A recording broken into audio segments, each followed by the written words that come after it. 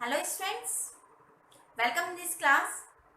आज की क्लास में हम जो हमने लास्ट क्लास में पढ़ा था कार्बन एंड इट्स कंपाउंड, उसी का ही नेक्स्ट टॉपिक डिस्कस करेंगे। और आज हम डिस्कस कर रहे हैं हाइड्रोकार्बन्स। ठीक है, तो हम पढ़ेंगे आज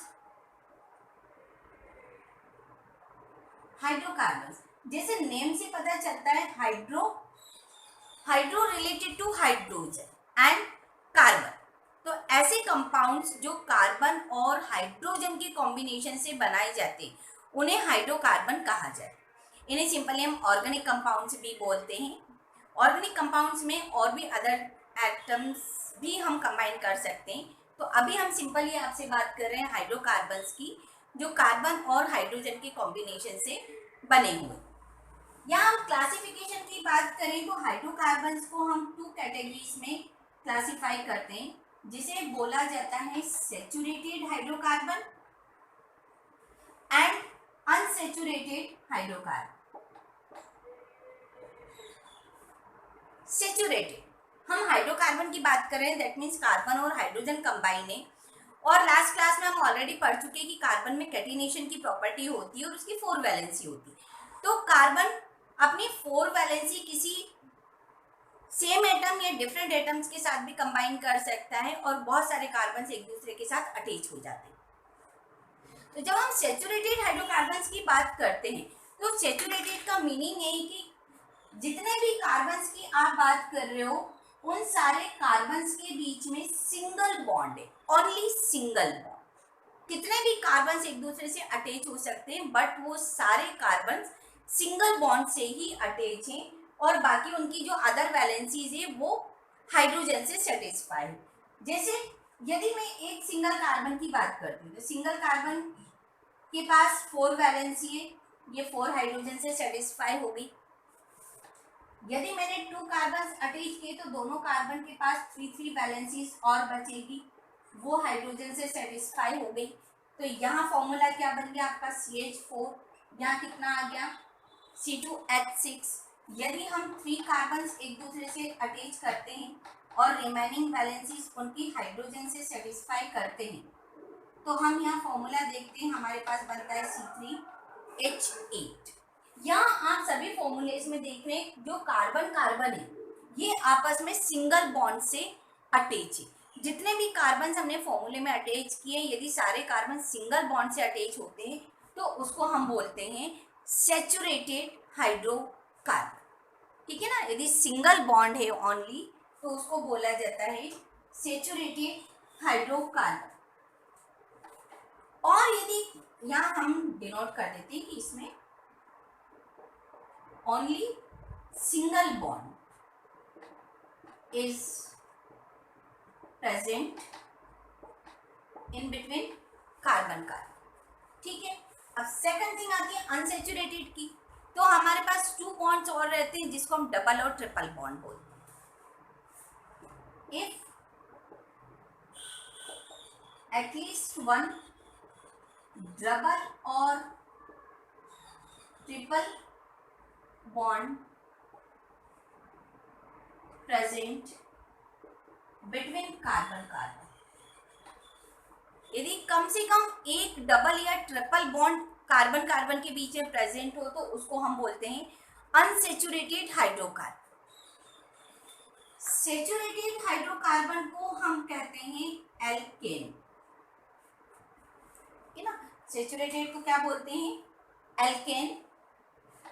और अनसैचुरेटेड, क्योंकि डबल और ट्रिपल वाला अनसैचुरेटेड है तो डबल और ट्रिपल के बेसिस पर हम इसको 2 पार्ट्स में फिर से क्लासिफाई कर देते हैं। यदि डबल बॉन्ड प्रेजेंट है in between carbon carbon, double bond present है तो उसे बोला जाता है एल्कीन। और यदि ट्रिपल बॉन्ड प्रेजेंट है तो इसे हम बोलेंगे एल्काइन। तो इस तरह से हमने हाइड्रोकार्बन्स को क्लासिफाई किया है। फर्स्टली तो आपने सैचुरेटेड और अनसैचुरेटेड में क्लासिफाई कर दिया। तो सैचुरेटेड कौन है, जिनके पास ओनली सिंगल बॉन्ड है in between carbon carbon. But यदि in between carbon carbon double या ट्रिपल बॉन्ड है तो डबल बॉन्ड वाले को हम बोलते हैं एल्कीन और ट्रिपल बॉन्ड वाले को बोलते हैं एल्काइंस।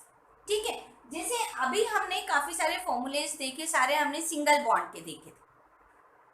आइए कुछ डबल और ट्रिपल बॉन्ड से रिलेटेड फॉर्मूलेस देखते हैं। अब जब हम डबल और ट्रिपल बॉन्ड की बात करेंगे तो कम से कम हमारे पास 2 कार्बन्स होना चाहिए, क्योंकि यदि मुझे डबल बॉन्ड लगाना है तो इन बिटवीन कार्बन कार्बन लगेगा, तो एटलीस्ट 2 कार्बन्स तो हमें वहां पर चाहिएंगे। इसी तरह से ट्रिपल बॉन्ड भी लगाना है तो कम से कम 2 कार्बन्स चाहिए। तो जब हम एल्केन की बात करते हैं तो हमारे पास पहला मेंबर फर्स्ट कार्बन वाला आता है 1 कार्बन का, लेकिन जब हम एल्कीन और एल्काइंस की बात करते हैं तो हमारा पहला मेंबर ही 2 कार्बन से स्टार्ट होता है। इस बात को ध्यान रखिएगा, जनरली स्टूडेंट मिस्टेक कर जाते हैं जब उनसे पूछा जाता है कि write the 4 member, first 4 member और first 3 member of the alkene और एल्काइन फैमिली, तो वो कार्बन 1 से स्टार्ट कर देते हैं, लेकिन ये चीज़ रॉन्ग है। आप कॉमन सेंसली याद रखिए, आपको डबल और ट्रिपल बॉन्ड यदि लगाना है तो इन बिटवीन कार्बन कार्बन ही आप लगाएंगे, और इन बिटवीन कार्बन कार्बन लगाएंगे दैट में आपके पास एटलीस्ट 2 कार्बन तो होना चाहिए। तो आपके पास एल्कीन और एल्काइन के लिए फर्स्ट मेंबर 2 कार्बन वाला होता है ना। जैसे हमने एल्कीन का लिखा ये 2 कार्बन से, तो यहाँ आप देखिए कार्बन की 4 and 4 ही वैलेंसी होती है, ना उससे कम ना उससे ज़्यादा। तो आप कोई भी कंपाउंड बनाएं तो आप इस बात को चेक कर लें कि कार्बन अपनी 4 वैलेंसीज को सेटिस्फाई कर रहा है। अब यदि इन बिटवीन कार्बन कार्बन हमने डबल बॉन्ड लगाया तो इसकी 2 वैलेंसीज तो यहाँ क्लियर हो ही गई है, 2 और बची, तो ये मैंने इस तरह से 2 शो किए, दैट मीन्स यहाँ पर हाइड्रोजन कितने आएंगे 2 2। तो इसका फॉर्मूला क्या आएगा C2H4। वहीं यदि इसके बीच में मैं ट्रिपल बॉन्ड लगा देती हूँ तो 3 वैलेंसीज कार्बन की यहाँ सेटिस्फाई हो गई है, दोनों कार्बन के पास 1 1 वैलेंसी और बची है, तो मैंने यहाँ शो की, इसका फॉर्मूला क्या आ गया C2H2। इसी तरह से यदि हम 3 कार्बन्स ले लें और किसी भी एक पेयर के बीच में आप डबल बॉन्ड लगा दें, तो यहाँ आप देखेंगे इस कार्बन की 2 वैलेंसी सेटिस्फाई हो गई, तो 2 रिमेनिंग बची है। इस मिडिल कार्बन की देखें तो 2 and 1 3 हो गई है, 1 है, इस कार्बन की 1 हुई है तो इसके पास 3 है, यहाँ आप हाइड्रोजन्स लगा दें। अब आप देखें तो इसका फॉर्मूला कितना आया C3H6। यदि आप 3 कार्बन के साथ ट्रिपल बॉन्ड की बात करें तो कहीं भी एक पेयर में आपने ट्रिपल बॉन्ड लगा दिया। अब आप देखें इस कार्बन की 3 वैलेंसी सेटिस्फाई हो चुकी है, 1 बची है, इसकी 3 and 1 4 कंप्लीट हो गई, इसके पास ये 3, ठीक है। तो यहाँ आपके पास फॉर्मूला क्या बना C3H4, ठीक है ना। इस तरह से आप और भी बहुत सारे बना सकते हैं। अब हम एक कॉमन सी बात करें, जैसे यहाँ कुछ एल्केन, जहाँ डबल बॉन्ड है तो ये आपकी क्या है एल्कीन्स है, यहाँ ट्रिपल बॉन्ड है तो इसको क्या बोलेंगे हम एल्काइंस बोलेंगे। कुछ एल्केन के भी यदि हम फॉर्मूले लिख लें, एक कार्बन का आपने लिखा तो ये कितना आया CH4। यदि आप 2 कार्बन्स का लिख रहे हैं तो आप देख रहे हैं इसका फॉर्मूला कितना आ रहा है C2H6। 3 कार्बन का लिखेंगे तो आपके पास आ जाएगा C3H8। अब यहाँ लॉजिक लगाइए, यदि मैंने आपसे डायरेक्टली कहा कि ऐसे एल्कीन का फॉर्मूला लिखिए जिसमें 20 कार्बन है, तो आप क्या करेंगे, पूरे 20 कार्बन्स को लाइन से लिखेंगे, उसमें फिर हाइड्रोजन्स लगाएंगे, फिर आप काउंट करेंगे, फिर बताएंगे, टाइम ज़्यादा लगेगा। यहाँ आप कुछ लॉजिक ढूंढिए कि क्या हम एक जनरल फॉर्मूला इसके लिए रिप्रेजेंट कर सकते हैं। तो देखिए जब हम एल्केन की बात कर रहे हैं तो आपके पास जितने कार्बन है उसके डबल से 2 मोर हाइड्रोजन्स, यानी जब आप एल्केन के लिए बात करें तो आपके पास जनरल फॉर्मूला आ जाएगा CnH2n+2। देख सकते हो जब आपने कार्बन 1 रखा, n यानी नंबर ऑफ कार्बन, जब आपने कार्बन 1 रखा तो 1 2 2 + 2 4 हाइड्रोजन्स आए यानी CH4। जब आपने यदि कार्बन की वैल्यू 2 रखी तो C2, 2 2 4 + 2 6।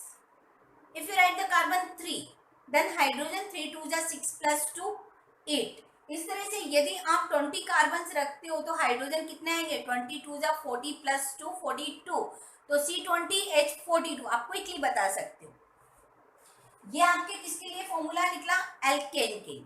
वही चीज यदि आप एल्कीन के लिए देखो तो आपने क्या किया, एल्केन में से यदि मैं ये 2 हाइड्रोजन हटा दूं और ये डबल बॉन्ड लगा दूं, यानी मैंने 2 हाइड्रोजन और कम कर दिए। इसी तरह से यदि मैं यहाँ पर देखती हूँ तो यहाँ भी मैंने यदि 2 हाइड्रोजन कम कर दिए तो मेरे पास एल्कीन बन जाएगा। दैट मीन्स मैं एल्कीन्स के लिए जनरल फॉर्मूला लिख सकती हूँ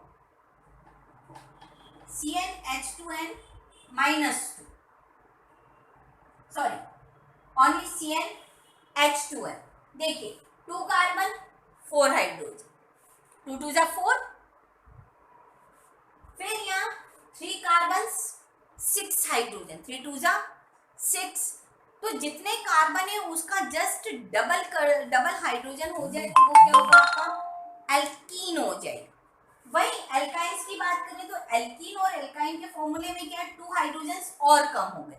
यहाँ फॉर्मूले देख रहे हो, यहाँ आपके पास 6 हाइड्रोजन थे, यहाँ 4 हाइड्रोजन हुए, यहाँ 2 हाइड्रोजन हो गए। दैट मीन्स और 2 हाइड्रोजन कम हो गए। तो यहाँ जब आप एल्काइंस की बात करोगे तो आप फॉर्मूला क्या बनाओगे? CnH2n -2, ठीक है ना। एल्केन से लेके एल्काइन तक आपकी 2 हाइड्रोजन कम हो रही है, तो आपने वही किया, यहाँ +2 किया था, यहाँ +2 नहीं किया और यहाँ और 2 माइनस कर दिए। तो ये कितना हो गया? यदि आप कार्बन 2 रखते हैं तो 2 2 जा 4 -2 2। इससे आप ये अंदाज मत लगाइए कि जितने कार्बन उतनी हाइड्रोजन, क्योंकि इस केस में आप देख रहे हो तो C3H4 आ रहा है। 4 कैसे आ रहा है? 3 2 जा 6 -2 4। तो ये इस तरह से आपके पास जनरल फॉर्मूलेस बन जाते हैं। CnH2n +2 एल्केन के लिए आएगा, CnH2n एल्कीन के लिए आएगा, CnH2n -2 एल्काइंस के लिए आएगा। देखिए अब यदि आपको बहुत सारे फॉर्मूलेस ऐसे स्ट्रक्चर फॉर्मूले में नहीं दिए, आपको इस तरह से मॉलिक्यूलर फॉर्म में दिए हुए और आपसे कहा है कि आप इनको सैचुरेटेड और अनसैचुरेटेड में क्लासिफाई करिए या एल्केन, एल्कीन और एल्काइंस में क्लासिफाई करिए। तो आपके पास सिंपल सा लॉजिक है, एक सिंपल सी ट्रिक है। जितने कार्बन हैं उसके यदि डबल से ज्यादा हाइड्रोजन है, डबल से ज्यादा आएगी तो वो 2 ही ज्यादा आएगी, ये बाय डिफॉल्ट है। तो आप करके देख लें, यदि कार्बन के डबल से मोर हाइड्रोजन है तो वो एल्केन है, और जस्ट डबल है तो एल्कीन है, और डबल भी नहीं है तो वो एल्काइन है। ठीक है ना। डबल से more alkane, double alkene and less than double alkyne.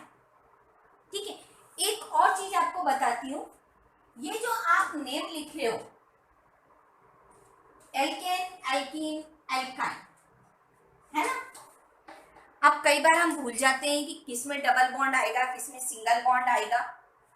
हाँ, तो यदि आप इनके नेम देखें, क्या है आपके पास? Alkane, alkene and alkyne. यहाँ क्या है? AEY, है ना। एल्केन में क्या आता है? ओनली सिंगल बॉन्ड, इन बिटवीन कार्बन कार्बन की बात कर रहे हैं ना। एल्कीन में क्या आता है? Double bond. एल्काइन में क्या आता है? Triple bond. काउंटिंग के हिसाब से बात करें तो 1 2 3, ठीक है। अल्फाबेट की बात करें तो AEY, AEY इसी सीक्वेंस में अल्फाबेट आते हैं और 1 2 3 इसी सीक्वेंस में आते हैं। दैट मीन्स A है तो सिंगल बॉन्ड आएगा, E है डबल बॉन्ड आएगा, Y है ट्रिपल बॉन्ड आएगा। तो इस तरह से आप इसको रिकॉल कर सकते हैं कि सिंगल, डबल और ट्रिपल बॉन्ड किस में आते हैं। और जनरल फॉर्मूला इसका क्या बताया आपको? CnH2n +2, CnH2n and CnH2n -2। जैसे जैसे आपके 2 2 हाइड्रोजन लेस होते जाएंगे, डबल से more alkane, double alkene and double से लेस एल्काइंस। अब देखिए क्विकली मैं कुछ फॉर्मूलेस लिख रही हूँ और आप मुझे जल्दी जल्दी बताएंगे कि वो सैचुरेटेड है या अनसैचुरेटेड है, और यदि अनसैचुरेटेड है तो एल्कीन है या एल्काइन। जैसे मैंने लिखा C5H10, C5H10 क्विकली करिए, 5 2 जा 10, दैट मीन्स कार्बन से just double hydrogen, just double hydrogen, that means ये क्या है आपकी एल्कीन, और ये कौन सा है अनसैचुरेटेड। मैंने आपसे बोला C6H14, आपने क्विकली किया, 6 2 जा 12 प्लस 2 14, दैट मीन्स ये क्या है आपका एल्केन, जो कि क्या होता है सैचुरेटेड। हमने लिखा C7H12, 7 2 जा 14, this is less than double, तो these are alkyne unsaturated, ठीक है ना। इस तरह से आप क्विकली बता सकते हो कि सैचुरेटेड है, अनसैचुरेटेड है, डबल बॉन्ड है कि ट्रिपल बॉन्ड है, एल्काइन है, एल्कीन है, एल्केन है, क्या है, ये चीजें हम यहाँ पर बता सकते हैं, ठीक है ना। तो ये तो बात हुई आपकी हाइड्रोकार्बन की, सैचुरेटेड और अनसैचुरेटेड हाइड्रोकार्बन्स। अब इनके कुछ नेम भी होते हैं, एक कार्बन वाले को क्या कहते हैं, 2 कार्बन वाले को क्या कहते हैं, है ना। तो कितने नंबर ऑफ कार्बन से, उसके लिए मैं आपको प्रीफिक्स बता दे रही हूँ कि क्या लगाया जाता है, और सफिक्स हम एल्केन, एल्कीन, एल्काइन, एन, इन और आइन लगाते। तो कैसे लगाते हैं, यदि आपके पास 1 कार्बन है तो इसको कहते हैं मीथ, और 1 कार्बन वाला तो हमें मालूम है कि एल्केन ही बनाता है, तो इसमें हम यदि एन जोड़ देंगे, जैसे मैंने लिखा CH4, एक कार्बन के लिए क्या बोला मैंने मीथ, और इसमें कार्बन कितने हैं 4, तो मैंने इसको क्या बोला एन, तो ये क्या हो गया मिथेन, ठीक है ना। इसी तरह से यदि 2 कार्बन है तो उसको बोला जाता है ईथ। यदि 2 कार्बन के लिए मैंने लिखा C2H6, क्या है डबल से मोर, 2 2 जा 4 प्लस 2, डबल से मोर, डबल से मोर, दैट मीन्स क्या हो गया ये एल्केन, और 2 को हम क्या बोलते हैं ईथ, और डबल से मोर एल्केन है तो इसका सफिक्स लगाया एन, और इसका नाम हो गया इथेन। इसी तरह से हम बाकी का कर लेते। वही यदि मैंने इसको लिखा C2H4, दैट मीन्स 2 2 जा 4, जस्ट डबल, डबल वाले को क्या कहते हैं एल्कीन, दैट मीन्स सफिक्स क्या आएगा इन, पीछे वाला इन, तो हमने क्या बोला इसको इन, तो इसका नाम हो गया इथीन। यहाँ देखिए इथेन, ये इथीन, यदि इतना सा आप रॉन्ग कर देंगे तो नेम रॉन्ग हो जाएगा। सिमिलरली यदि मैंने बोला C2H2, 2 2 जा 4, less than 4, that means alkyne, yne, तो इसका नाम क्या हो जाएगा eth plus yne, that means it is ethyne. इस तरह से हम कंपाउंड्स के नेम लिखते हैं। तो 2 कार्बन वाले को ईथ बोलते हैं, 3 के लिए आता है टॉप, 4 के लिए लिखते हैं ब्यूट, लिखते हैं BUT, बट इसको बट नहीं पढ़ा जाता, जब हम इस नेमिंग की बात करते हैं तो इसको बोलते हैं ब्यूट। C5 के लिए आता है पेंट, C6 होता है हेक्स, 7 के लिए लिखते हैं हम हैप, 8 के लिए आता है ऑक्ट, 9 के लिए आता है नॉन, और 10 के लिए आता है डेक। अभी हम इतना ही पढ़ते हैं। जनरली हमारा जो नेमिंग होता है वो 10 तक में मोस्टली आ जाता है, पर अभी हम यहाँ 10 तक पढ़ते हैं। तो ये हमारे प्रीफिक्स है, और सफिक्स किसके अकॉर्डिंग लगाए जाते हैं, उनमें कितनी हाइड्रोजन से, उसके अकॉर्डिंग हम कैलकुलेट कर लेंगे कि एल्केन है, एल्कीन है या एल्काइन है, और वो सफिक्स हम इसमें पुट ऑन कर देंगे और हमारे पास कंप्लीट नेम आ जाएगा। क्लियर है ना। इस तरह से हम सैचुरेटेड अनसैचुरेटेड हाइड्रोकार्बन लिख सकते हैं, और उन हाइड्रोकार्बन के आप नेम बता सकते हैं कि जिस हाइड्रोकार्बन की आप बात कर रहे हैं उसका नाम क्या है। आई होप आपको ये चीज़ बहुत अच्छी तरह से समझ में आ गई होगी। यदि समझ में आती है, आपको मेरे वीडियोस अच्छे लगते हैं, तो प्लीज़ प्लीज़ प्लीज़ लाइक करिए, कमेंट्स करिए, सब्सक्राइब करिए, और वीडियो को ज़्यादा से ज़्यादा शेयर करिए। Thank you for watching. फिर मिलते हैं नेक्स्ट वीडियो में, नेक्स्ट क्लास में। तब तक के लिए सी यू, बाय बाय।